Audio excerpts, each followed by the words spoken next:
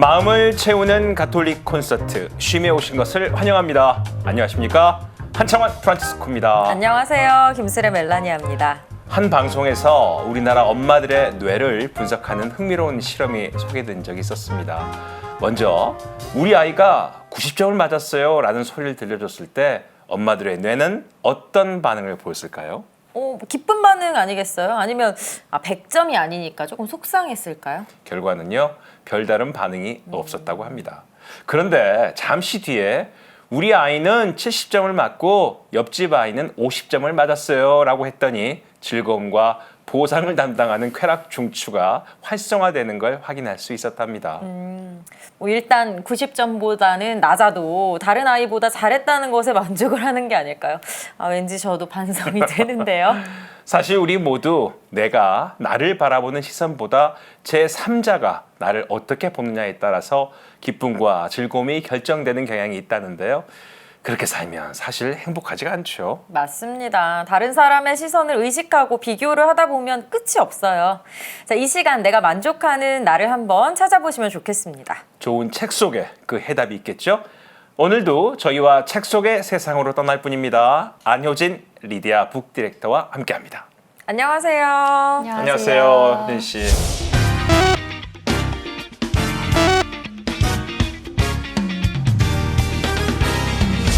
어려운 교리 내용도 술술, 딱딱한 지식들도 부드럽게. 그녀와 통하면 독서도 놀이가 된다. 신앙의 깊이는 더하고 하느님 사랑은 더 커지는 쉽고도 재미있는 방법. 친절한 북 디렉터 안효진 리디아와 함께합니다. 올 봄과 부활 주간에 효진 씨한테 새로운 일이 있어요? 저는 좀 내적으로 절제하는 인간이 되려고 노력하고 있는데요. 이렇게 편의점이나 이런 데서 인스턴트나 배달 음식 많이 시켜 먹고 또 휴대폰 오래 보고 이런 나쁜 습관들을 좀 개선을 하려고 해요. 그래서 사실 이걸 새해부터 결심을 했는데 새해가 되니까 음력설이 있으니까 그때 지켜야지 했다가 음력설이 되니까 3월에 보통 학기가 시작하니까 3월부터 해야겠다 했다가 이제 또 그리스도인은 부활이라는 또 의미 있는 날이 있잖아요. 그래서 부활절부터 다시 또 시작해서 잘 지키고 있습니다. 지금까지. 지키고 계시군요. 네. 다행히. 이렇게 계절이 바뀌거나 어떤 계기들을 맞고 나면은 본인 시야가 좀 달라지기도 하잖아요. 효진 씨가 요즘 또 관심을 갖는 분야 혹은 관심을 갖는 책이 어떤 건지도 궁금한데요. 제가 사순시기 때 엔도 슈사쿠가 그 시기 동안 그 탄생 100주년을 맞았어요. 그래서 그 작가분의 저서를 쭉 읽어봤는데 읽으면서 그분은 모성의 하느님이라는 자신의 그런 신앙관을 완성을 시켰는데 막상 저를 생각해보니까 나의 신앙관은 뭐지? 나는 왜 하느님을 믿는가라고 생각해보니까 답이 없더라고요. 그래서 내 안에 중심이 안 잡혀 있구나라는 걸 좀 깨달으면서 그런 걸 좀 개선해야겠다 싶어서 요즘에는 뭐 연대나 공존 이런 주제를 하는 입문서도 많이 보고 있고요. 뭔가 내 안에 중심을 잡을 수 있는 소신이 있는 사람이 되는 그런 책도 좀 관심을 가지고 있습니다. 말씀 들어보니까 그럼 오늘 소개할 책도 그 관심 분야와 연관이 있는 책이 되겠죠? 네, 맞습니다. 제가 오늘 소개해드릴 책은 결정을 앞둔 당신에게라는 책이고요. 이 책은 저희처럼 이제 결정을 좀 두려워하고 중심이 안 잡혀 있어서 흔들린다고 생각하는 사람들한테 결정을 어떻게 하느님 뜻에 따라서 조금 더 현명하게 내릴 수 있는지를 알려주는 책입니다.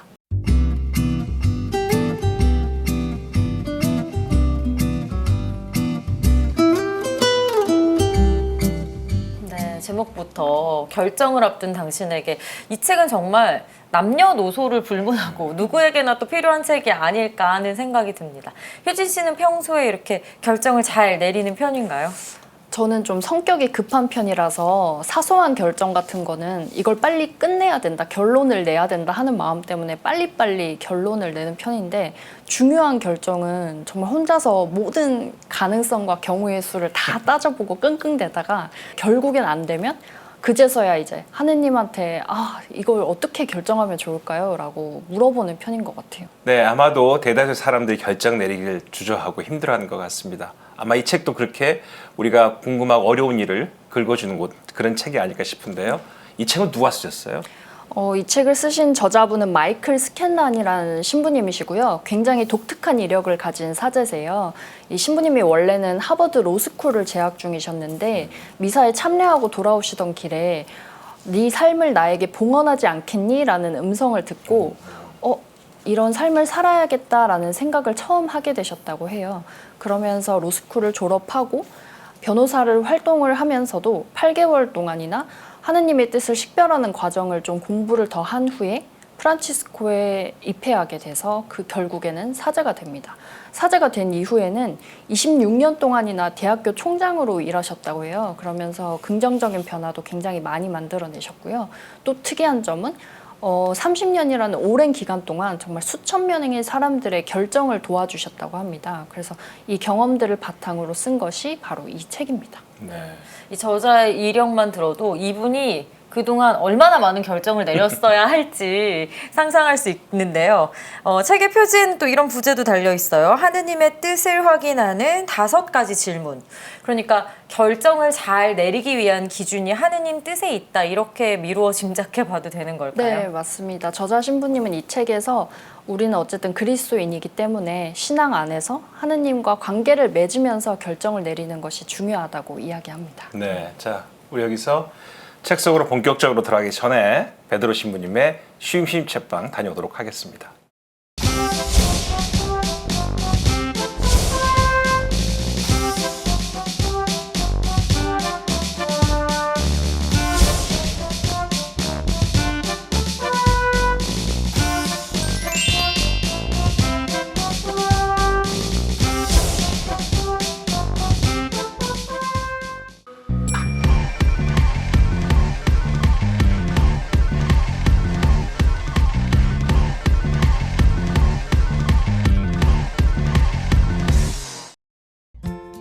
아침에 일어나서부터 잠자리에 들기까지 수많은 선택의 순간을 살고 있는 우리들.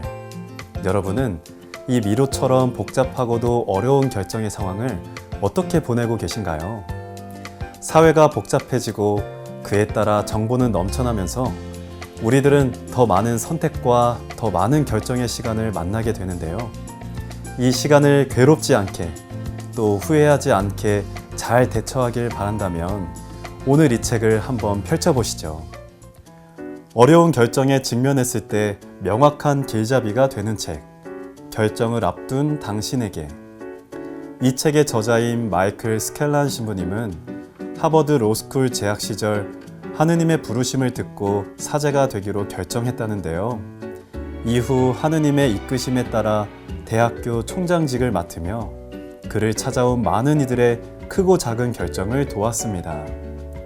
그 과정에서 후회 없는 결정 내리기에 대한 방법을 터득하게 되고 바로 그 내용을 오늘의 책에 담았다는데요.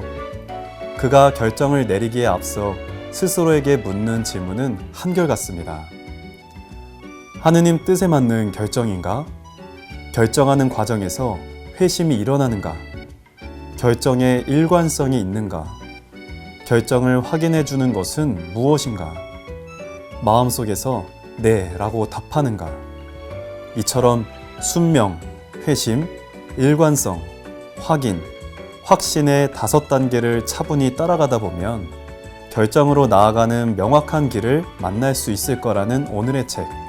여러분도 한번 따라가 보시죠. 훗날에 훗날에 나는 어디선가 한숨을 쉬며 이야기할 것입니다. 숲속에 2갈래 길이 있었다고. 나는 사람이 적게 간 길을 택하였다고. 그리고 그것 때문에 모든 것이 달라졌다고. 혹시 들어본 적 있으신가요?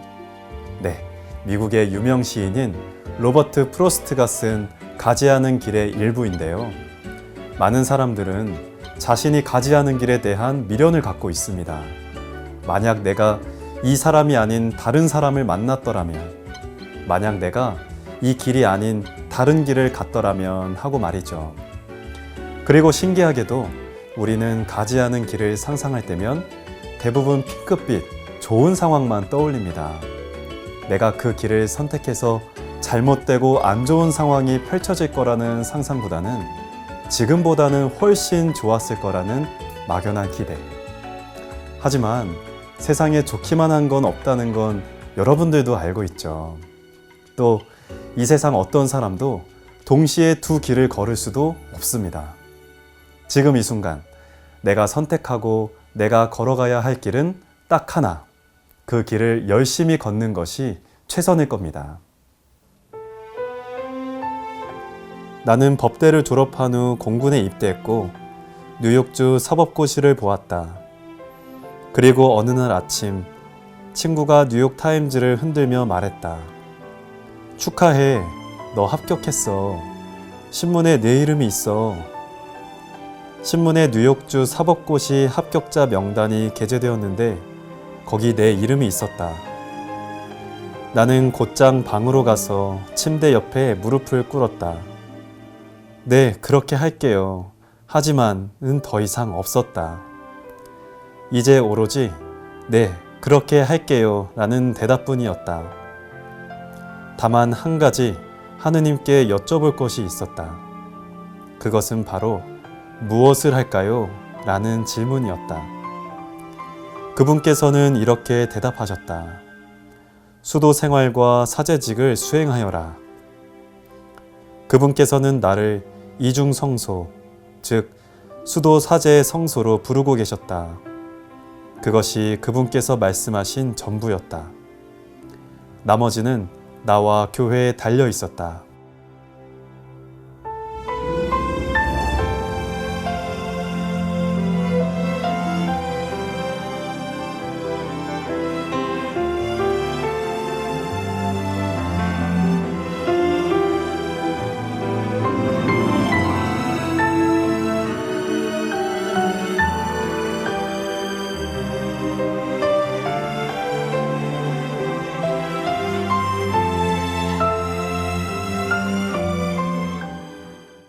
누구의 선택과 결정도 아닌 온전히 나의 선택과 결정으로 주어진 길. 비록 그것이 하느님의 뜻이라고 해도 그 선택과 결정은 나의 자유로운 의지로 정해진다는 사실을 기억하면 좋겠습니다. 아마도 하느님께서도 그렇게 정해진 선택과 결정을 더 기뻐하실 테니까요. 오늘 함께한 책이 수많은 갈림길 앞에 서 있는 많은 사람들에게 용기를 주길 기대해 봅니다. 스튜디오에 계신 분들께 질문이 있는데요. 내가 내린 결정 중에서 하느님께서 함께 하신 결정이라고 확신이 드는 그런 결정이 있으셨나요? 있으시면 한 분씩 말씀해 주세요. 특히 김슬애 아나운서님의 답변이 제일 궁금합니다. 꼭 알려주세요. 아니, 신부님 이제 저자도 아닌데 저희한테도 이렇게 질문하시는 거예요? 그러게요. 하느님이 나와 함께 하신다는 것을 느낀 결정이 뭐가 있을까요? 생각해 보니까 저는 어떤 사람과의 이런 관계를 끊어내려고 할 때 누구랑 뭐 싸웠거나 뭐 그게 친구든 뭐 남편이든 좀 이제 안 될 것 같아. 이 사람이랑 더는 안 되겠어. 이런 생각을 할 때 하느님이 자꾸 저한테 이런 쉼에서 책을 주세요. 그래가지고 책을 읽다 보면은 그래 내가 한 번 더 용서하고 넘어가자. 그래 내가 한 번 더 이해하고 넘어가자. 그래도 내가 이 사람 옆에 있어야지 이런 생각을 갖게 하시는 게 하느님이 저와 계속 이런 결정을 내릴 때 함께 하신다는 뜻이 아닐까 하는 생각이 듭니다. 네, 정말 진짜 같아요. 말이 길어진 것 보니까. 네. 진심이 가득. 교수님은요? 저는 20대 중반에 아버님이 병으로 돌아가셨는데 그때 이제 그 장례식장에서 제가 석사과정 학생이었어요. 근데 집이 아주 그때는 가난했거든요. 아버님이 돌아가시고 모든 친척들이 공부를 그만두고 빨리 대기업 취업을 해야 되지 않냐라고 어머니 있는 곳에서 말씀하시더라고요. 근데 저는 그때 그 말씀이 전혀 안 들리고 공부를 꼭 해야 되겠다 생각을 했어요. 아무리 어려워도 공부를 꼭 해야 되겠다. 세월이 한참 지나서 요즘 그 이제 나이가 오래되신 그 삼촌분들 저한테 그러세요. 그때는 어떤 용기로 그 결정을 했니? 라고 말씀을 하시는데 한 번씩 돌아보면 뭔가 믿을 만한 사람이 내 옆에 있다고 생각했던 것 같아요. 아무도 도와준 사람이 없었지만 그런 믿음이 있었기 때문에 공부를 계속할 수 있지 않았나 생각이 들어서 다시 한번 그런 질문에 대해서 오늘 베드로 신부님 말씀 들어보니까 그때 내 옆에는 바로 그분이 계셔서 그때 그런 결정을 하지 않았나 생각을 한번 해봅니다. 네. 그래서 어떻게 생각하세요? 지금 제가 일하고 있는 가톨릭 출판사에 입사하게 된 게 조금 하느님이 함께하는 결정이 아니었나라는 생각이 드는 게, 원래는 물론 이제 책과 관련된 출판 업계에서 일하고 싶다는 생각은 했었는데, 이런저런 이제 취업 준비를 하다 보니까 현실적인 어려움들을 마주하게 됐어요. 그래서 이 길은 내 길이 아닌가 고민하고 있었는데, 그러다가 우연하게 이제 주보에서 이 구직 공고를 보게 됐고, 그래서 원서를 내서 들어가게 돼서 제 삶이 진짜 많이 바뀌고 시야도 엄청 달라진 것 같고, 그래서 이 기회가 아니었으면 어쩌면 포기했을지도 모르는 길을, 내가 하고 싶었던 일을 하면서 또 하느님 뜻에 따라서 사니까 이게 좀 하느님이 이끌어 주신 결정이 아닌가라는 생각이 들기도 합니다. 그러니까요. 그 구인 구직 공고가 네. 엄청 작잖아요. 그쵸. 그냥 지나칠 수도 있었는데 맞아요. 또 그걸 보고 우리랑 이렇게 만나게 됐으니 얼마나 하느님께서 옆에 계시다는 걸 느낄 수 있을까요? 가톨릭 출판사도 그렇고 평화방송도 그렇고 하느님이 선택하신 분들이 그럼요. 입사하시는 거 아닌가 싶습니다. 네. 네.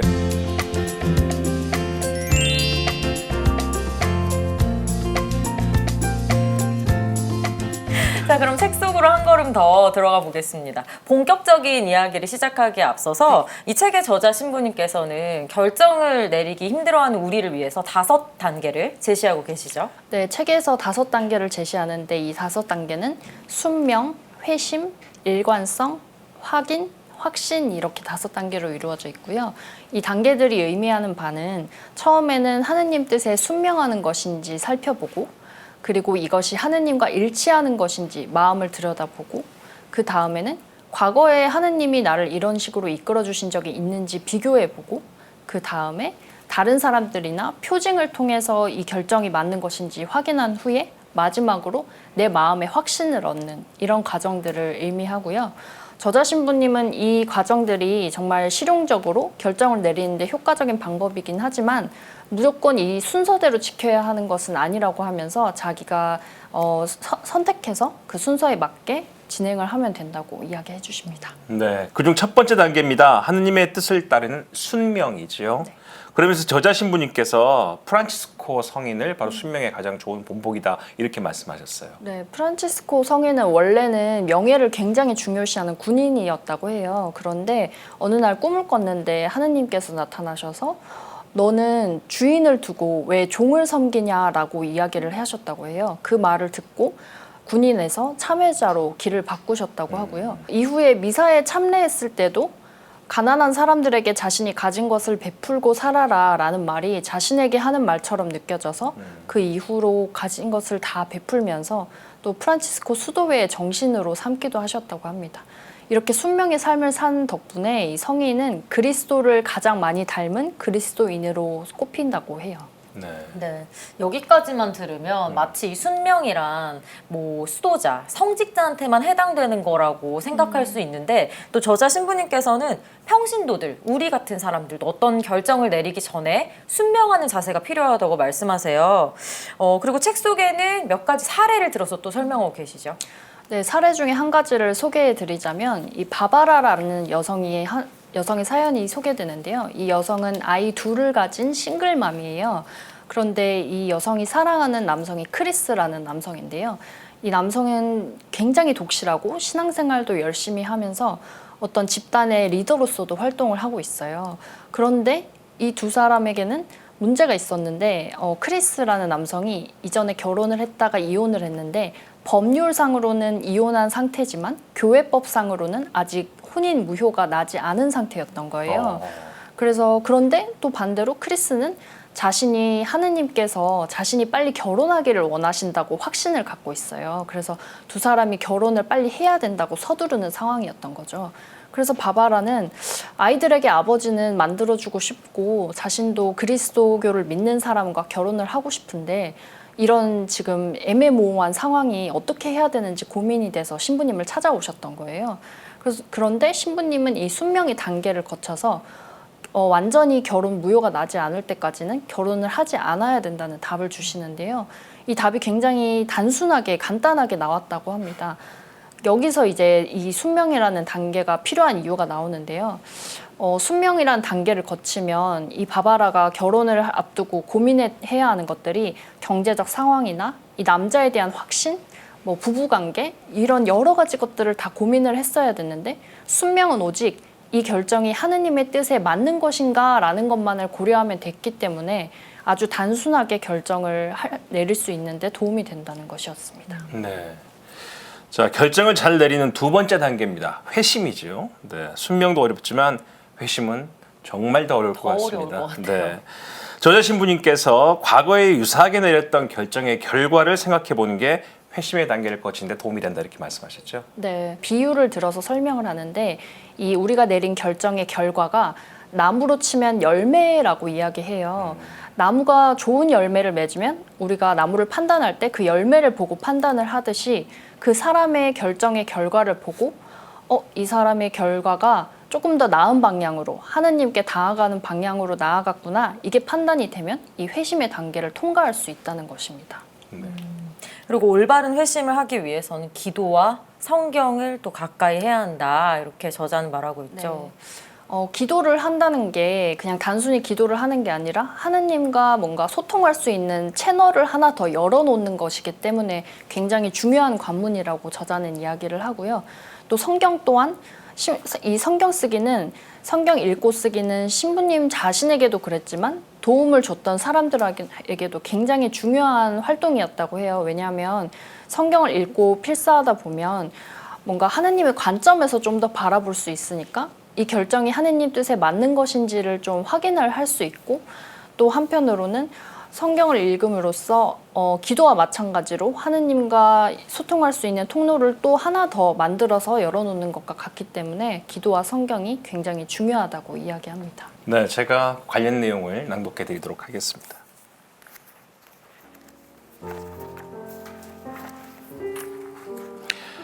성경에서는 거룩함이 추상적이거나 이론적인 것이 아니라고 가르친다. 거룩함은 우리의 일상을 포함한다. 이 시대에 온정적이고 정당하며 독실하게 사는 것은 물론 어려울 수 있다. 그렇다고 모든 일에서 예수님을 닮으려고 노력하는 일이 불가능한 것은 아니다. 거룩함은 하늘에서 영광의 구름처럼 우리에게 내려오지 않는다. 문제와 어려움을 겪으면서 하느님의 은총으로 장애물과 반대를 넘어 성장하는 것이다. 이 세상은 우리 마음을 사로잡는 생각과 가치, 즐거움으로 가득 차 있다. 그리고 항상 오래된 것에서 새로운 것으로 바꾸려고 한다. 그때마다 크고 작은 결정에서 하느님을 따르도록 우리 마음을 인도해야 한다. 회심 단계는 돈과 권력, 대중의 관심, 명성이 더 많이 포함된 선택일 때 특히 중요하다. 그럴수록 우리는 이 같은 질문해야 된다. 이 선택이 내 마음을 하느님께로 돌리게 하는가? 아니면 나를 특별한 위험에 빠지게 하는가? 이 선택을 하는 동기는 무엇인가? 위험이 이득보다 큰가?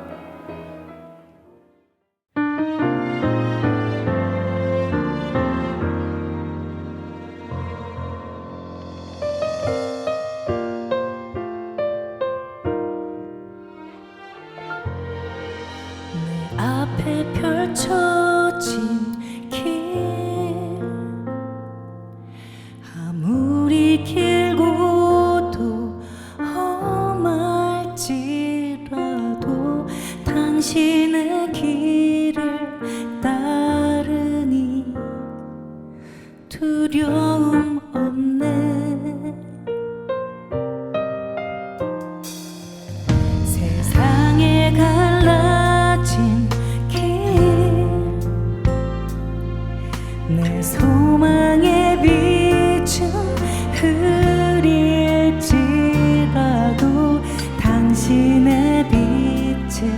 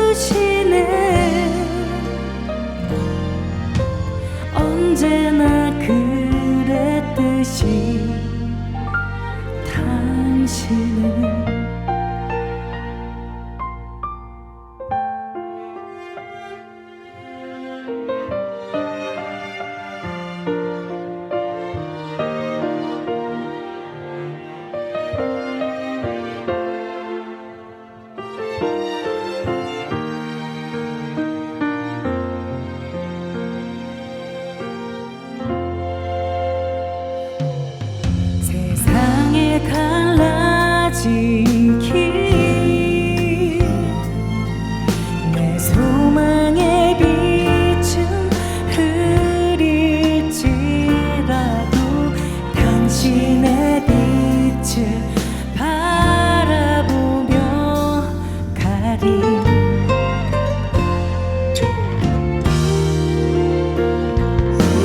당신은 저를 찾아 헤매시며 제 울음소리 귀 기울이시며 당신은 제 두 손 잡아주며 일으켜 세워주시네. 언제나 그랬듯이 언제나 그랬듯이 당신은 저를 찾아 헤매시며 제 울음소리 귀 기울이시며 당신은 제 두 손 잡아주며 일으켜 세워주시네. 언제나 그랬듯이 당신은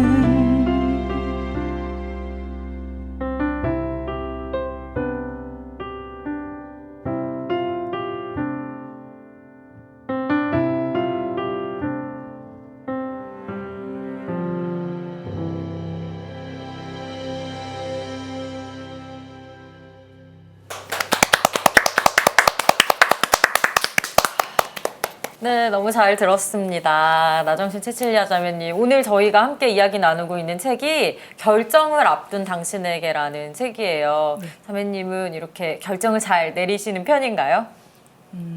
저는 그 큰 결정은 오히려 조금 빠른 편이에요.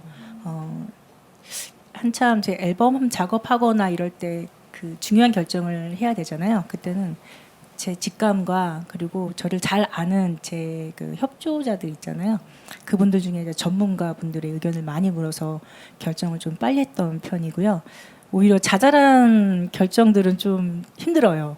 왜냐하면 제가 이제 부모가 되다 보니까 가성비를 생각하지 않을 수 없어서 그래서 좀 고민을 많이 하는 편입니다.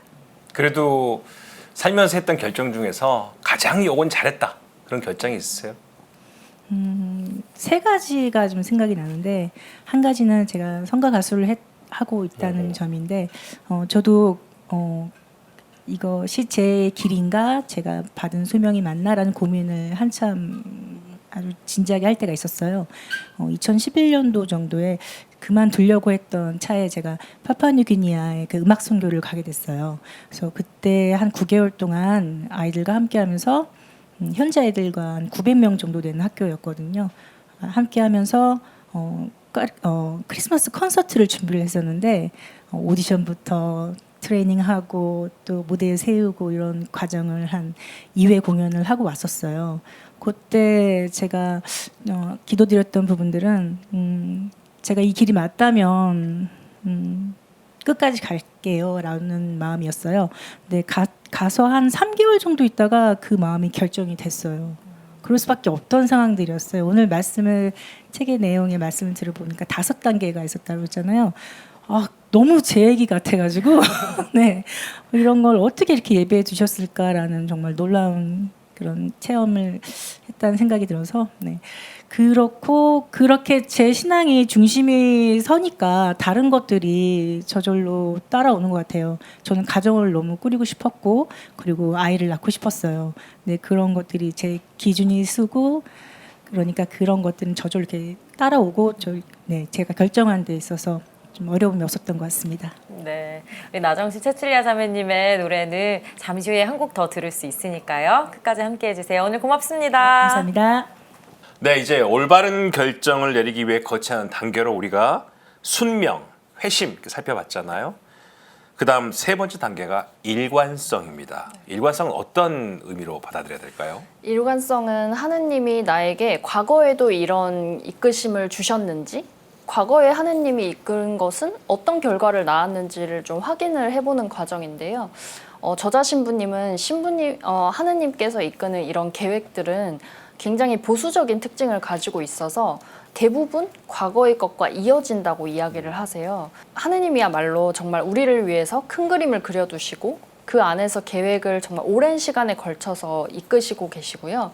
그 안에서 일어나는 결정들이 하느님께서 정말 우리를 좀 과거와 연결지어서 유기적으로 이끌어 주신다고 저자 신부님은 이야기하십니다. 자, 계속해서 올바른 결정을 내린 데 도움을 주는 네 번째 단계는 확인이죠. 네.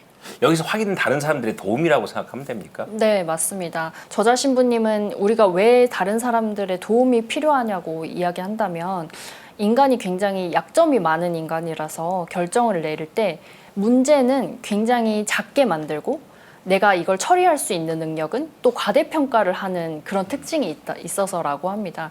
그러면서 또 한편으로는 이 문제를 결정할 때 내가 원하는 게 맞다고 생각하는 경향이 또 있기 때문에 이런 약점들을 극복하려면 다른 사람의 도움이 필요하다고 이야기합니다. 근데 우리가 잘 아는 속담 중에 사공이 많으면 배가 산으로 간다는 말이 있잖아요. 네. 근데 막 내가 아는 사람들한테 이게 맞아요? 맞아요? 막 물어봤는데 다들 의견이 다르면 오히려 이렇게 결정하는데 더 어렵지 않을까요? 그렇죠. 저자 신부님도 이 점을 굉장히 고려하셔서 주의사항을 같이 알려주셨는데요. 첫 번째는 나한테 맞는 결정을 내려줄 수 있도록 나를 굉장히 잘 아는 사람에게 이 결정에 대한 이야기를 꺼내야 한다는 것이고요. 그래서 그 사람과 뭔가 영혼적으로, 정신적으로 통하는 사람이어야 하고 나의 약점이나 강점을 잘 아는 사람이어야 한다고 이야기합니다. 그리고 또 다른 주의사항은 아무리 다른 사람의 도움이 필요하다고 해도 그걸 그만둬야 하는 적정선을 인지를 하고 있어야 한다고 해요. 말씀하셨듯이 정말 배가 산으로 갈 수 있기 때문에 주체가 내가 아닌 다른 사람이 가지 않도록 결국 최종적으로 결정은 내가 해야 한다는 것이죠. 네, 또 순명과 회심, 확인의 단계를 우리가 거쳤습니다. 그런데도 여전히 내 결정이 맞는가 안 맞는가 이렇게 불안해질 때가 있잖아요. 그럴 때 저자 신부님께서는 잠깐 멈춰가지고 생각을 해라 이렇게 말씀하셨어요. 네, 이렇게 불안한 마음이 들 때는 이 모든 단계를 잠깐 멈춰 세우고 다시 한번 하느님께 내가 지금 이 결정을 앞두고 굉장히 불안한 상태이니 이 마음을 좀 돌아봐 달라라고 청해야 하고 또 한 번 주변 사람들에게 이 이야기를 해서 영성 지도 신부님이나 친구들과 함께 이 결정에 대해서 다시 한번 상의를 해야 한다고 이야기하십니다. 네.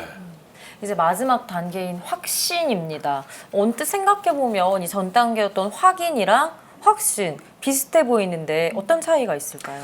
확인은 다른 사람들한테 도움을 청한 것이라면 확신은 내 안에서 이 결정에 대해서 용납할 수 있는지 이게 정말 하느님의 뜻이라고 수용할 수 있는지를 확인하는 단계를 이야기하고요. 앞서 말씀드렸던 네 단계는 마음을 결정하는 일이었다면 이 마지막 확신의 단계는 결정을 내린 뒤에 이게 정말 나에게 확신이 드는지 내 마음을 시험하는 과정이라고 볼 수 있습니다. 저자 신부님께서 바로 이 확신의 단계를 거치면서 대학교 총장직을 수락하셨다 그렇게 돼 있죠. 네, 원래는 저자 신부님께서 신학교 학장으로 계셨는데 이 일에 또 굉장히 만족하면서 지내셨다고 해요. 그런데 어느 날 총장 면접에 대한 제의가 들어오셨고 면접에 응하시면서 만약에 된다면 그러면 그것도 하느님의 뜻이니까 순명하자라는 마음으로 면접을 보셨는데 정말 뽑히셔서 연락을 받으신 거예요. 이제 그래서 신부님이 총장을 하겠다 말겠다라는 최종 결정만 놔두고 있었는데요. 이 단계에서 신부님이 좀 확신이 들지 않아서 머리로는 이게 정말 해야 하는 일이란 걸 알지만 마음으로는 확신이 서지 않아서 불안하던 과정에 신부님께서는 이런 과정에 있을 때 두 가지 질문을 해야 한다고 이야기를 하시는데요. 이게 바로 내가 이 일을 했을 때 하느님이 이끄심에 따르는 길입니까?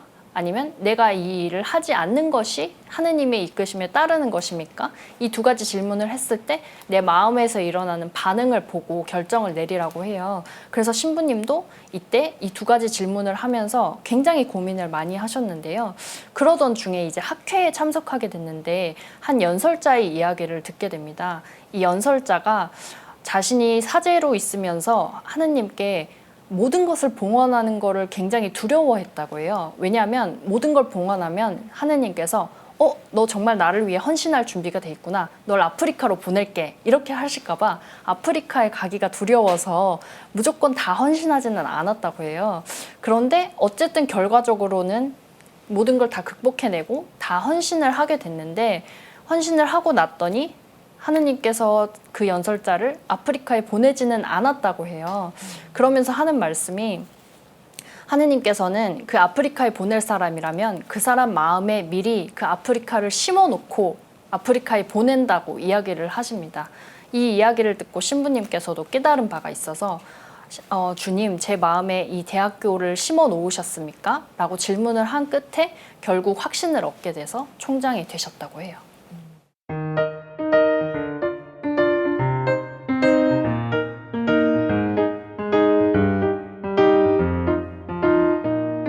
효진 씨가 우리 시청자들에게 꼭 읽어주고 싶은 한 구절을 좀 읽어줬으면 좋겠어요. 네, 제가 결정을 할 때 기본적으로 가져야 하는 태도에 관한 내용을 한번 읽어드리겠습니다.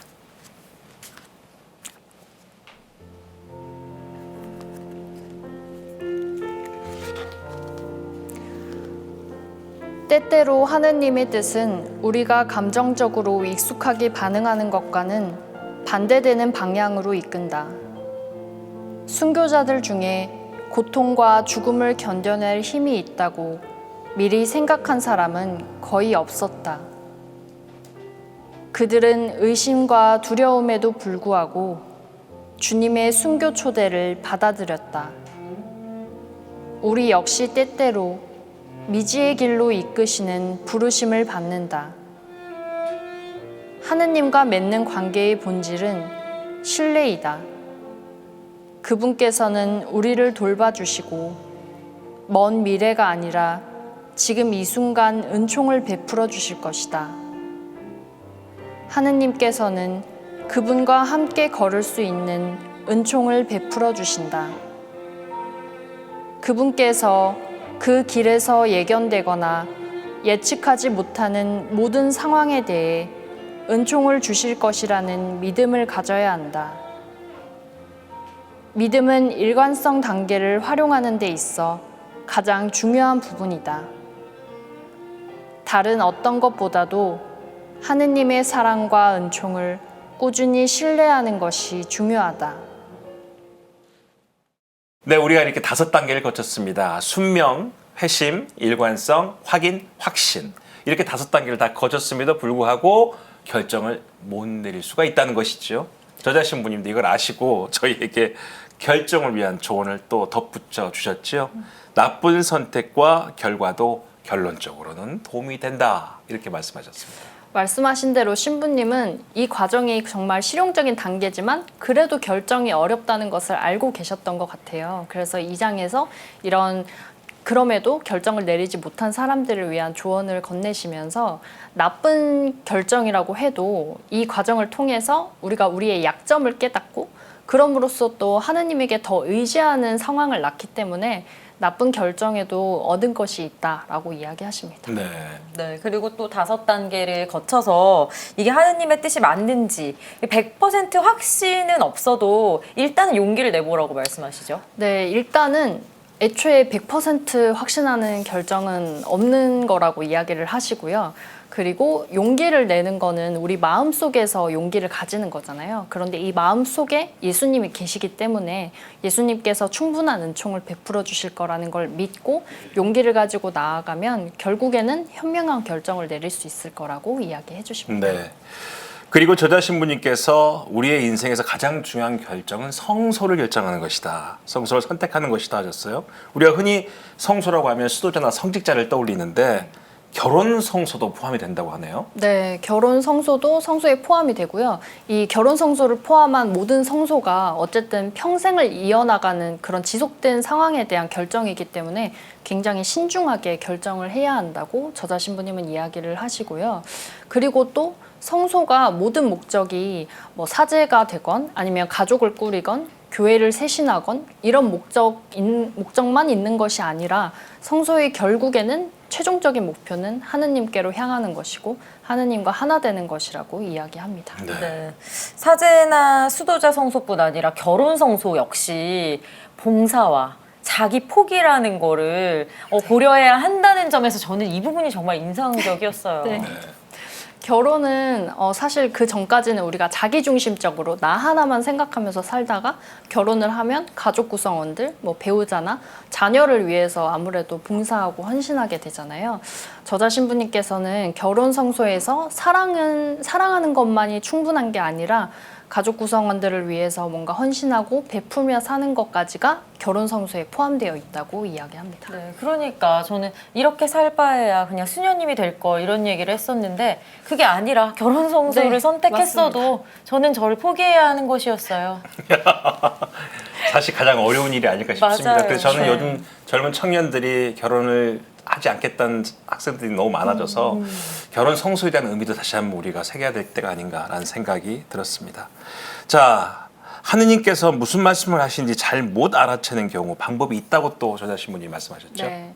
방법이 세 가지인데요. 이 세 가지가 바로 기도하고 또 기도하는 거라고 이야기를 합니다. 그런데 이 기도가 다양한 방법이 있어요. 그래서 성당에서 성가를 부르면서 기도를 하거나 다른 사람들과 함께 기도하면서 하느님께서 내게 무슨 말을 해주는지 귀 기울이는 시간을 가져야 하고요.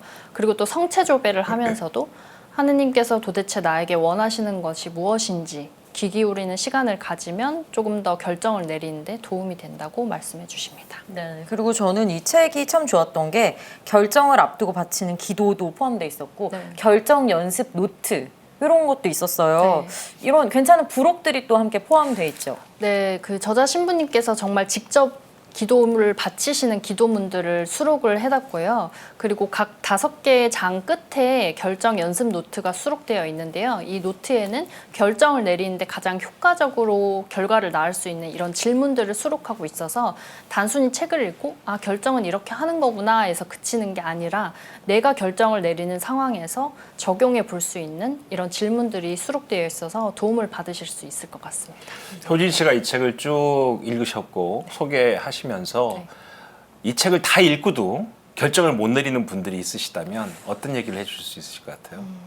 제가 아까 읽은 부분이랑 조금 일맥상통하는 얘기일 것 같은데 뭐가 됐건 어쨌든 저는 제 안에 하느님께서 저를 어쨌든 좋은 방향으로 이끌어 주실 거라는 믿음을 가지고 있거든요.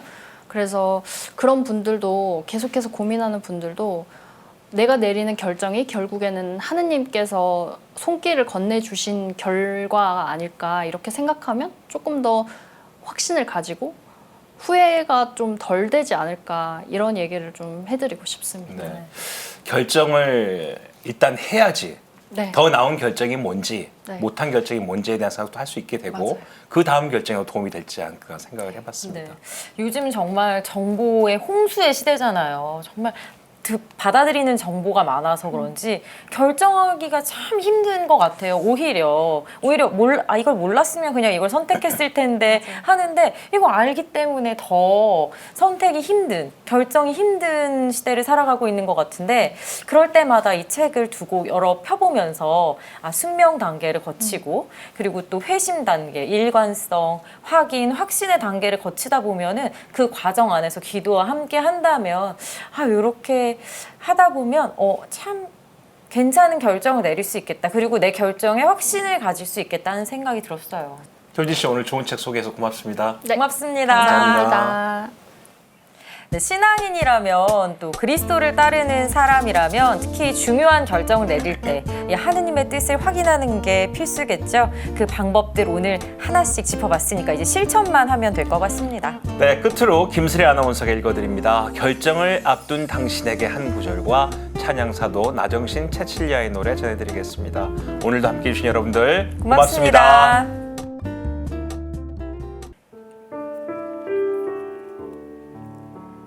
실패는 겸손으로 성장할 수 있는 기회이다. 좌절은 인내심으로 성장하는 방법이다.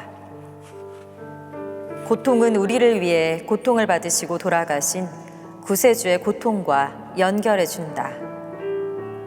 다른 사람들의 요구는 자선을 배우는 기회를 준다.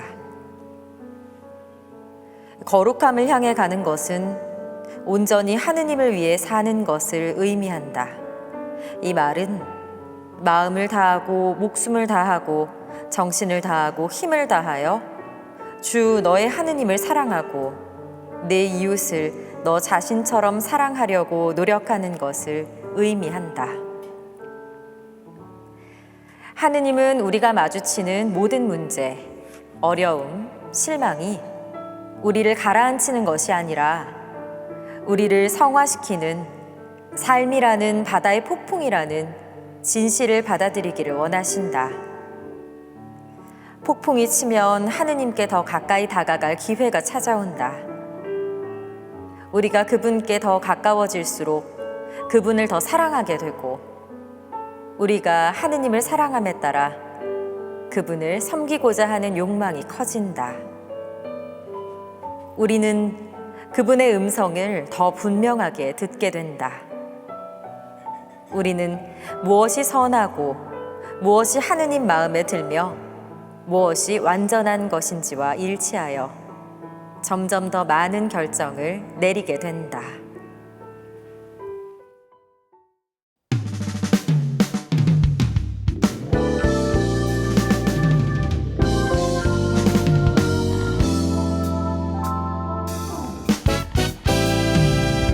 Never give up your mind, never give up your time, never give up for us.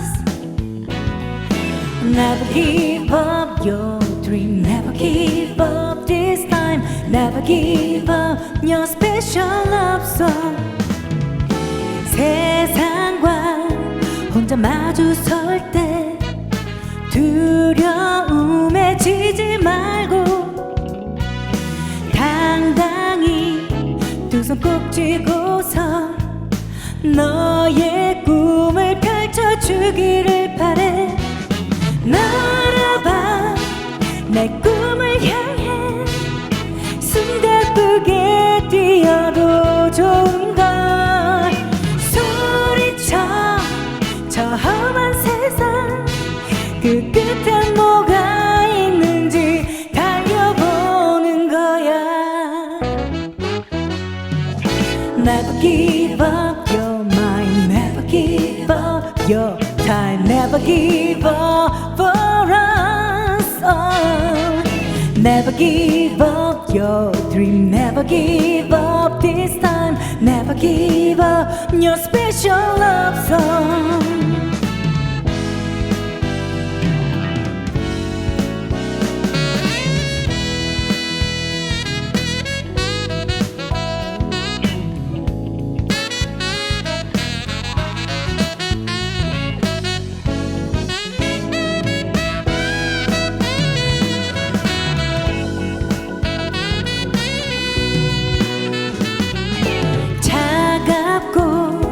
냉정한 세상 내게 아픔을 주어도 너답게 환한 미소 지며 나의 손을 잡아주기를 바래.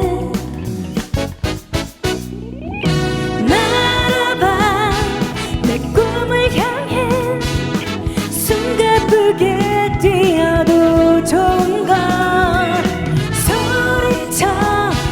저 험한 세상 그 끝엔 뭐가 있는지 달려보는 거야. 날아봐 꿈을 향해 숨가쁘게 뛰어도 좋은 걸. 소리쳐 저 험한 세상 그 끝엔 뭐가 있는지 달려보는 거야.